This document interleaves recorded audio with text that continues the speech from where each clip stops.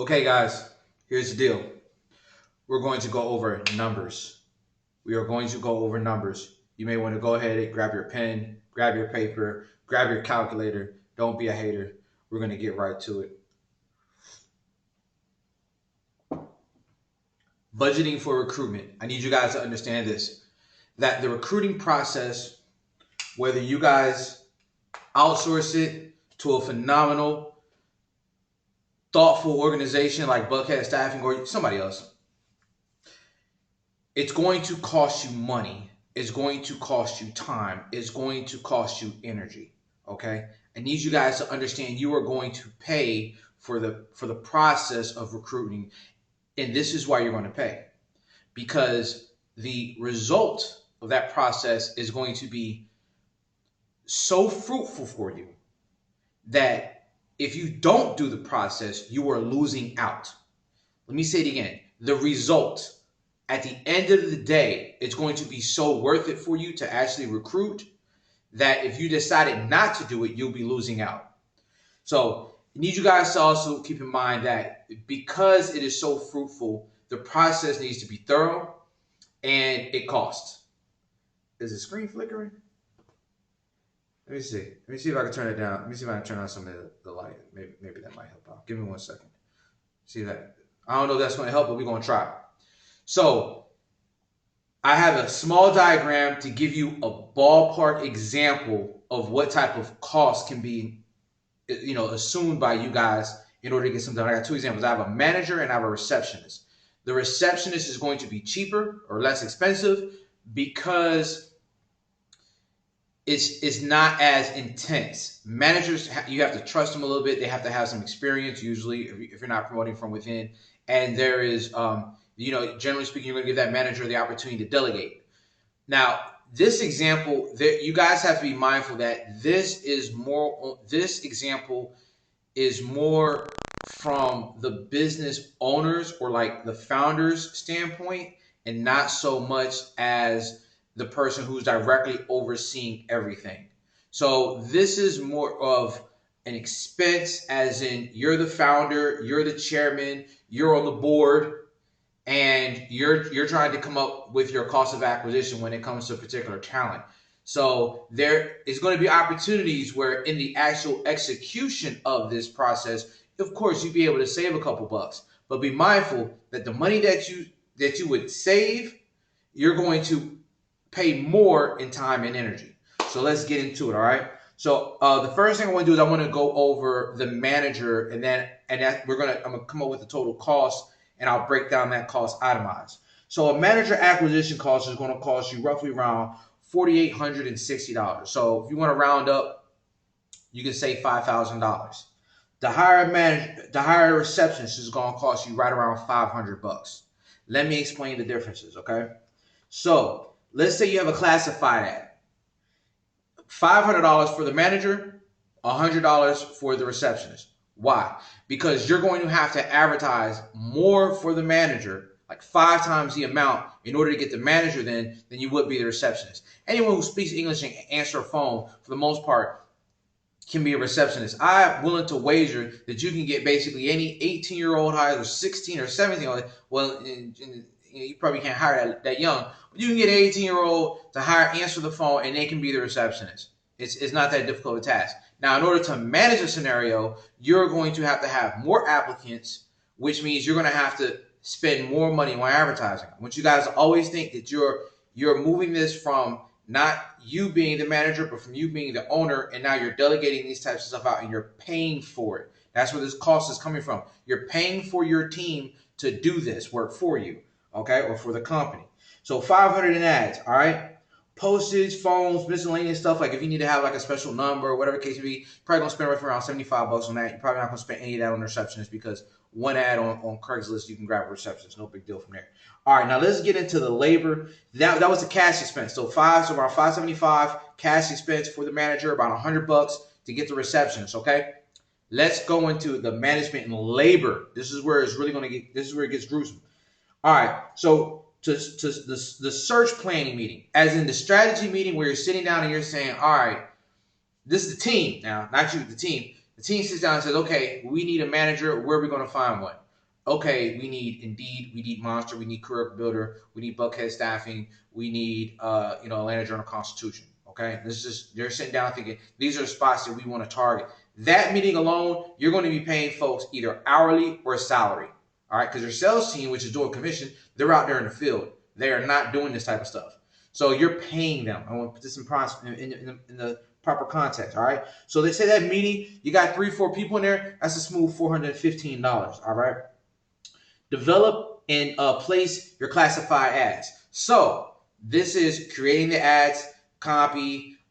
You have of course you should already have your job description there, but developing that ad. When you have an ad, you have to take your assets like your artwork, your copy. Then you need to implement that. You need to put that on the website so that the website can do what it needs to do. It's not just that process. It's not instantaneous. Like, okay, no, you have to do the work of putting it up on that website. That takes time. So let's just say that's $35. Your administration fees regarding the search. All right. Let's say it's like $350. Admin is making sure that you get the money or the people get the money so that they can pay for whatever they got to do, making sure everything is clear, making sure all the receipts are in line, all that little good stuff. This is time that they're not focused on your day-to-day, but they're focused on handling that task, even though that task is within the day-to-day process. Okay. So let's say we want to review applications, $70. Phone interviews, $175. Interviews, $420. Second interviews, $280. Reason is less because less people are going to come to the second interview than the first one. And again, this is cost of labor in order to produce this. Okay. Let's say we have decision making, $175. Negotiations, $70 there. Orientation, $350. Training, $1,650. This is them. This is after you hire the person, you get them all orientated, and they're actually going to be doing some of the work that you're paying them to do. That time of folks teaching them costs you money. Okay. Secretarial support, $120, and miscellaneous $175. Also be mindful that though you spent $1,650 training that person up, that was unproductive time for them. So it's $1,650 in addition to the money that they're not making you yet, or the value that they're not delivering yet. Okay. So if you add all that up, it comes to $4,860 to get to a manager. Now, if you do like a lower level joint, like a receptionist, you're talking $100, maybe 15 to develop an ad. 15 to review applications, 75 on first interviews, 30 on the second rounds, orientation $30, $150 in training, let's say $27 in miscellaneous, and 15 is just a little basic stuff. So what I'm doing here is I'm drawing a comparison so that you can see that the more skills, the harder it is to get that candidate. Okay, the more money it's going to cost you. The more money it's going to cost you as an organization. That's one section. Now you have the energy section, which when your team is focusing on recruiting and going out here and trying to find folks, they are not focused on making you revenue, fulfilling the orders. They're not focused on customer service.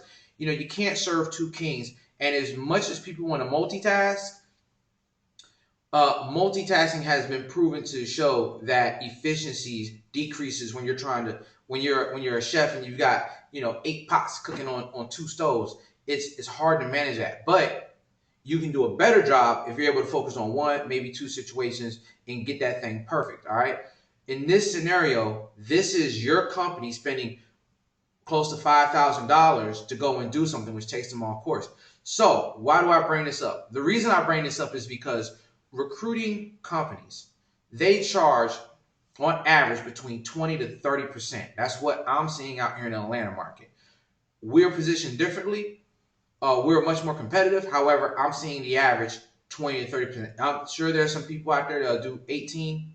I'm sure of it. I'm sure there's people that are out there probably doing, somewhere around a little bit less. But this is why they charge that percentage on the annual, because they say, okay, at least let me get 30 points. Let me get 30 cents on the dollar of what this person is worth as a fee, so that we can take this project on. Because let me explain to you how this works. When you're dealing with a recruitment firm, that is internal. Internally, you're going to spend $5,000. Now, let's say that you hired that person and you gave them a $60,000 salary.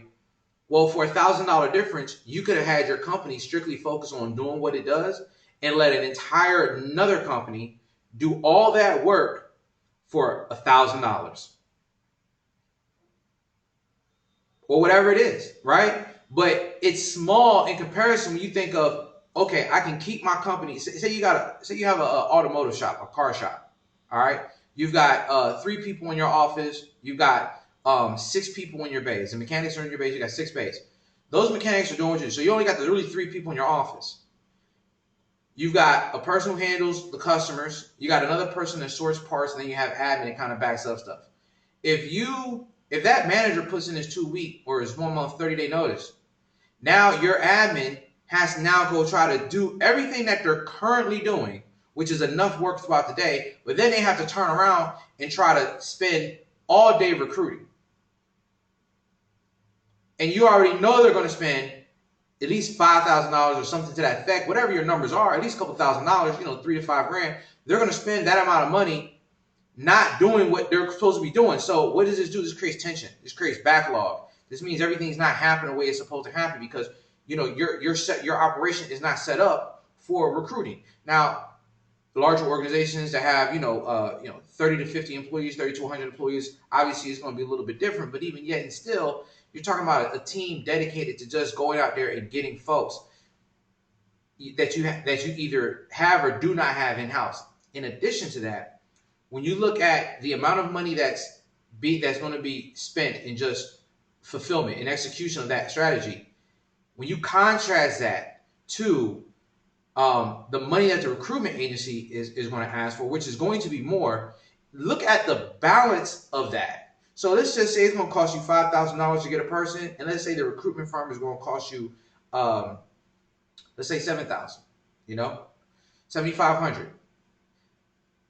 The $5 grand is already spent. So look at it like this: for $2,500, I can have an entire team of people doing this for me. It's a no-brainer to me, and they only, they get paid when it's placed. So it's a success fee at that point. You're getting all this work and not having to pay unless you're successful. That is a phenomenal purchase. That's a phenomenal deal. That's phenomenal value.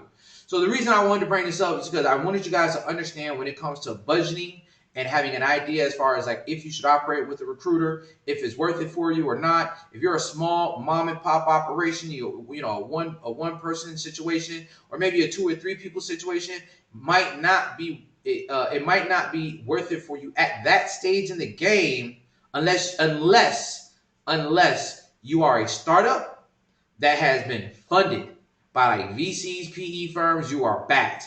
Then it makes even all the sense in the world. It makes way more sense for you to hire a recruitment agency because you're so short-staffed. You have to focus on developing the product and coming up with your MVP way faster, way more than you do need to be out here trying to get involved in becoming an HR person. You need to be getting your product up and running into the market so you can catch traction, so that you can go into your second, third, your series rounds where you're actually raising, your A, B's, and C's. So in that situation, yes, it makes sense. But if you are out of pocket, you only got a couple dollars, and you are trying to make it out the mud, so to speak, then no, it's not going to make sense for you to try to get a recruitment firm, and recruiting firms probably won't want to work with you because they know that if you need someone who's going to, they're going to want to go with higher salary stuff, and, they don't want to have an issue when it comes to collecting their payments and things like that. So I hope this was useful for you, and I hope you guys like the red lights. Buckhead Staffing, delivering more value to you and delivering good people. We're a resource for good folks. I will see you guys a little bit later and on the other side.